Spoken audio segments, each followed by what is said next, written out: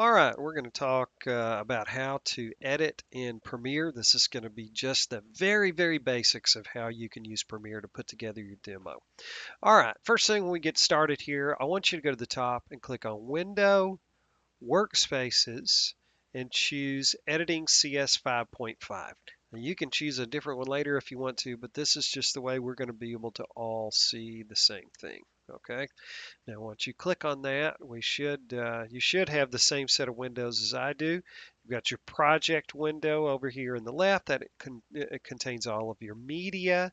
You've got your preview window over here, which contains the spot where you'll put in your in and out points for each individual clip. Effect controls in case you want to do some scale or keyframes or whatever, and an audio mixer. I want to make sure that your clips are properly mixed and are not clipping out. On the right, this is your program window. This is what is on the timeline. So as the timeline plays, it's going to show up here. Over here is the audio meters, very important. Make sure you're monitoring those. You should be at or below -12, and all your clips ought to be consistent. In the lower left, this is a set of windows here, including the media browser and so forth, but the one we're going to use is effects. This is where you're going to have your video and audio transitions and so forth. All right, so the first thing you're going to do is start importing clips. So you'll go File, Import, and choose your clips. You'll go through and choose whatever your clips are. Great. Now, you should have a whole bunch of After Effects projects. If you do, that's what I want you to use. I really don't want you to use those H.265 files that you've been exporting. I want you to use the After Effects projects. Now, we'll say there's good and bad associated with that. For every one of those After Effects, each one of them is going to have to render when you bring it onto the timeline. So the alternative is if you want to export videos from After Effects, just make sure that you're using really high quality files like ProRes or DNX HD files if you're on a PC. Now, if you're going to import After Effects projects, you'll do it a little differently. You're going to go File, Adobe Dynamic Link, Import After Effects Composition. This will bring up dialog, and you're going to want to go and find wherever it is that your After Effects projects are. I recommend that you put them all in the same place.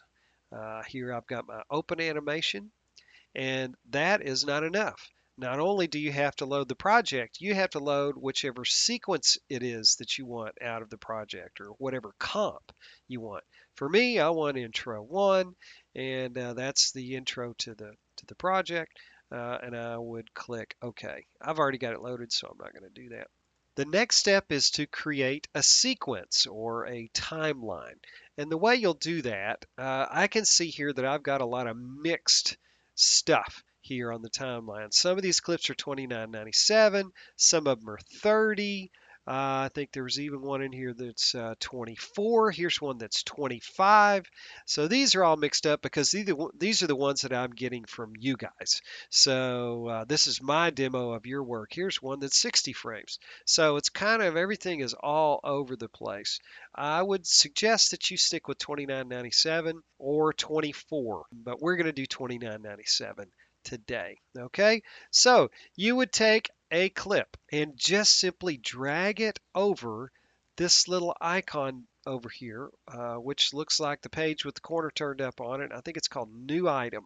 And when you do that, it's going to create a new timeline that's based on these settings. And once you do that, delete it. After you delete it, rename it up here. It's going to be the first one at the top of the list for you, I hope. Just click in there and rename it your name demo or something like that. Okay. And now you are ready to add media to the timeline. The first thing you're going to add is going to be your intro animation. Now, just simply pull it onto the timeline down to video track 1.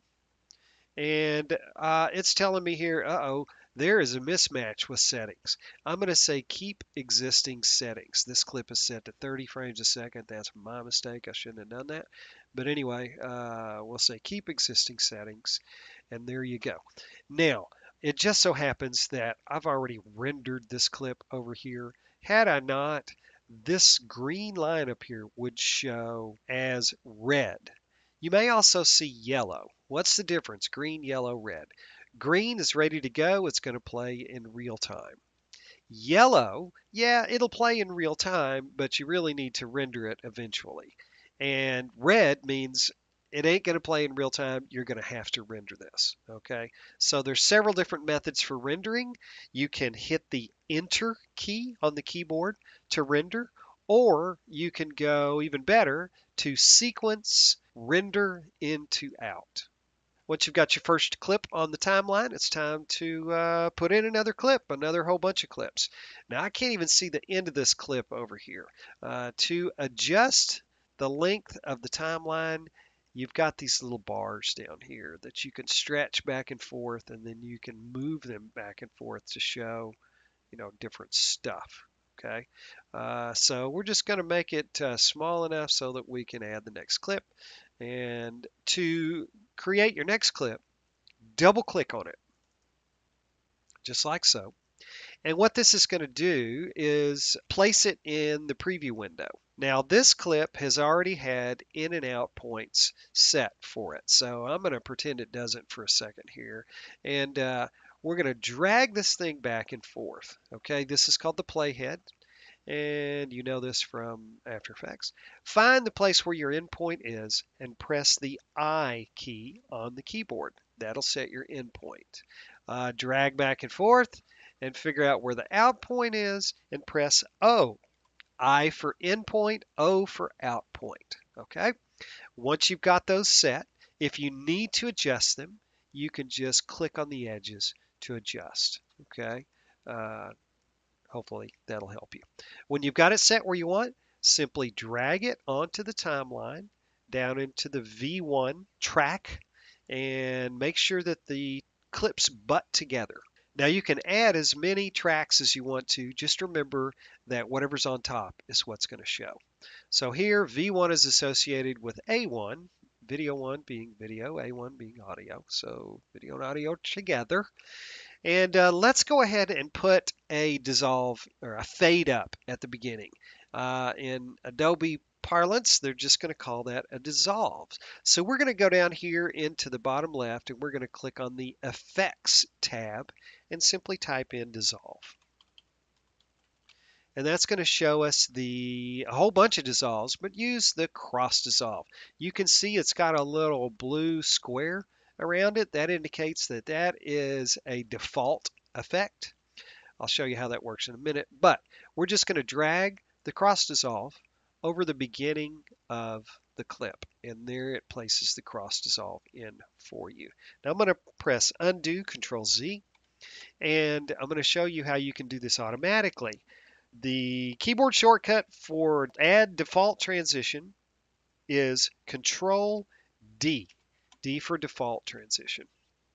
And the keyboard shortcut for audio is Control Shift D, but I can't use that one right now because my screen capture software has hijacked it. So we don't have it for you. Oh, look, where we place the dissolve, we've got a little unrendered portion of the timeline. Hey, let me tell you about something real quick before I go on. This whole rendering thing, here's a piece of yellow over here.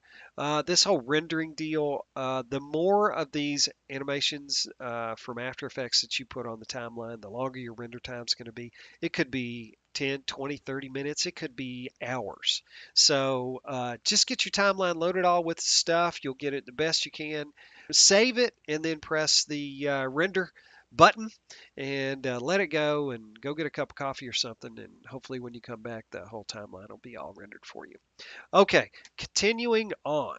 If you want to use a dissolve transition or any sort of transition between clips, you can simply drag it to the joint in between these clips. Now there's something weird going on here.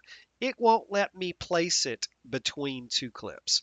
And the reason for this is that one or both of these clips has no handles, okay, has no in and out points. So if I go up here to double click on the open animation, it's going to show it up here and I can see, oh yeah, sure enough, no out point in here. So I don't know if I really want a dissolve at the end of this, but let's just pretend that I do. I'm going to delete the cross dissolve off of there, and I'm just going to change the out point of this clip. Let me have it. There we go. So we're changing the out point of the clip. You see we now have a gap between these two clips. And I'm going to take these guys, butt them together. And now what we should see is when we put that cross dissolve between the clips, now you can see that it goes nicely between them. That's the way it is supposed to look. Okay. I'm not saying you have to put a dissolve in between all your clips. I'm just saying if you, need to for whatever reason, there you are. And if you want to fade at the end, you just drag it over here and put it on the end of the clip and it will fade out for you. Now, if one of your clips or more than one of your clips has bars at the top and bottom or left and right, I'm not a big fan of showing letterbox or pillar box around the edges. I would rather see you scale up, okay? And the way you do that is double click on the clip. That's going to load it up here into the preview window. And you'll jump over here to Effect Controls. And Effect Controls, there you have the scale control. So if you are, we're going to back up into the clip so we can see it over here. And if we want to scale, we simply drag this number to scale it up or down, I suppose. If you had a 2K clip or whatever, you could scale it up or down. That's the nice thing about Premiere. You can import all different sizes and shapes and frame rates and so forth to the timeline, and Adobe plays all that stuff no matter what. Okay, so I'm going to undo to get that back to the right size. And let's talk about audio for a minute. Your audio meters are over here. I expect your audio to be at or below -12. Now, you might know if you have taken the studio class that the audio levels in studio and maybe also in the audio class call for audio to be at or below -20, which is about right there. So do what your instructor tells you to do. I'm okay if the levels are as hot as 12. Absolutely, positively, you never, ever, ever want anything to go above 0 in the digital domain because that's going to create clipping and it's going to sound horrible. Okay, if you need to adjust audio, the way you do so is in the audio track mixer. That's up here at the top. Okay, let's just look at this real quick and see if we can figure out what's going on. So this is audio track number 1. That's this guy right here. Okay, if we need to adjust audio for this, you just pull the fader up and down. Okay, over here is the master. Okay, if this audio clip needs to be turned up, but that makes it too loud for the overall volume, then you're going to have to bring that one down. So the more audio tracks that you have, the more you're going to have to adjust these clips and so forth. You're going to see audio meters here as well as over here. And finally, how to export your clip. You're going to do it very much the same way you do it in After Effects. You're going to click, making sure, and this is a good point, looky here, this is the preview window right now that's selected. It's got a blue square around it. I need to make sure the timeline is chosen. Now it's got the blue square around it. Okay. Now we can go File, Export, Media. And what that will do is launch Adobe Media Encoder, and it will place your track in there and have it all ready to go for you. Not your track, but your timeline, I should say. And I want you to choose the H265 format. And for the preset, make sure you use HD 1080. This is the same thing we've done all semester long. And anything else? No, that's all. All you're going to do, if you only have one clip, you don't have to click on Q. All you have to do is click on Export and let her rip. Okay, I know I went really fast, but I hope this is a help to you. You don't have to use Premiere. You can use any sort of editing software that you are comfortable with. and get your stuff edited together, looking good, and make some money. Good luck, have fun, and let me know if you have any questions.